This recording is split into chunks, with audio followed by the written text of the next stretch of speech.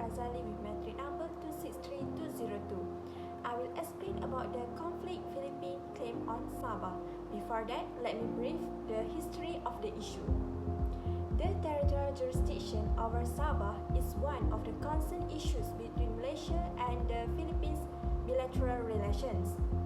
Peninsular Malaysia achieved its independence in 1957, which officially emerged as Malaysia when the entry of Singapore, North Borneo, which is Sabah, and Sarawak took place in 1963. The Sultan of Sulu was awarded the Sabah to help resolve the civil war, which was later leased to Malaysia as the return of 5,000 Malaysia dollars at the end of the 19th century. Since then, relations between the two countries have been affected due to Sabah territorial ownership claims. Before Sabah handed over to Malaya to form the Federation of Malaysia in 1963, Sabah land ruled by the Sultanate of Sulu. It was initially ruled by the Sultan of Brunei, who handed it over to Sultan Sulu for helping Brunei suppress the rebellion in the Sultanate of Brunei in the mid-17th century. The Sabah was awarded by the Sultan of Brunei Abdul Hakul Mubin to Sultan Salahuddin Karamat Bakhtiar Sulu for helping resolve the civil war dispute against Pangeran Bongsu Muhyiddin. Sabah joined Malaysia on 16 September 1963 at the choice of its people, certified by the Secretary-General of the United Nations (UN). Nevertheless, the Republic of the Philippines could not accept Sabah participation in Malaysia, instead of considering the territory as still part of its territory. Meanwhile, the heirs of the Sulu Sultanate also claimed Sabah. In early 1993 and 1994, Sultan Ismail Kiram, one of the heirs of the Sulu Sultanate, demanded that the Malaysia government had to return Sabah to him or pay $10 billion in damage, and if the demand was not met, he threatened to bring it back. The analysis that I chose for this issue is triangle conflict theory. Johann Galtung stated that this conflict consists of three factors, namely attitude, behavior, and contradiction. Galtung analyzed that this complex conflict situation is a dynamic process in which the structure, behavior, and the attitude of the other party change frequently and can influence the other party. This triangle conflict theory can also be seen when there are conflict, attitude, and behavior different from the conflict situation. On this side of the conflict, the attitude and contradiction that occur are not easily interpreted with the naked eye, although the behaviors as SPV are clear evidence of the occurrence of the conflict.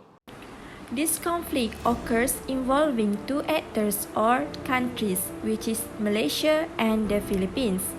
The conflict analysis shows three elements that can be used in distinguishing the actors involved in the conflict. First, the element of situation or contradiction.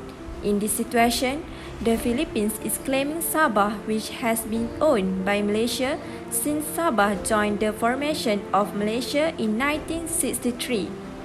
In addition, the state of Sabah is a beautiful archipelago state and can produce a developed and lucrative economy.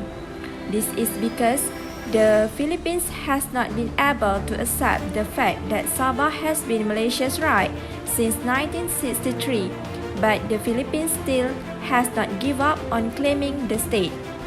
The second element is attitude. Attitude refers to a party's interpretation rather than a perception of each other. These elements can be positive or negative, especially in wars, where the parties involved in the conflict make assumptions or conclusions from each other. In 2030, a group of Filipinos landed on the shores of Lahad Datu, Sabah, as a descendant of the King of Sulu from the southern Philippines. Their goal is to reclaim their territory in the still unresolved part of Sabah. The incursion resulted in the death of 12 Malaysian national officers and resulted in 56 terrorists and 6 civilians. Following this invasion, relations between Malaysia and the Philippines became tense again when the Philippines attempted to seize the Borneo territory by force. The third element is behavior. This element can occur directly or indirectly and can be a conflict strategy. Furthermore, the behavior element is seen to increase costs by others in achieving their goals or continuing their struggle. Malaysia insists it does not want to bring the issues of Sabah's right to the International Court of Justice (ICJ) because historical and non-historical facts clearly show that it is a sovereign state in Malaysia. This is because, apart from historical facts, the Sultanate of Sulu and the Philippines have lost their sovereignty over Sabah to Malaysia based on the principle of effectiveness. Despite being ruled by the Sultanate of Sulu, Sabah was placed under the British North Borneo Company in 1878 and later the British Empire, before being granted independence and formed the Federation of Malaysia together with Sarawak and Malaya. The Malaysia-Philippines conflict is seen as a very serious territorial problem to the sovereignty of both countries, especially at the ASEAN level. Since Sabah decided to enter the Federation of Malaysia in 1963, the Philippines has continuously opposed the decision and made Malaysia their enemy, and until now both are still in a circle of conflict. Although Malaysia's relation with the Philippines have recovered, the issue of claims on Sabah still haunts relation between the two countries. For the sake of political stability in the ASEAN region, it is hoped that the Philippines will realize the importance of dropping its claim on Sabah. I hope both countries can find a good solution that can be implemented by Malaysia and the Philippines in resolving the conflict in Sabah.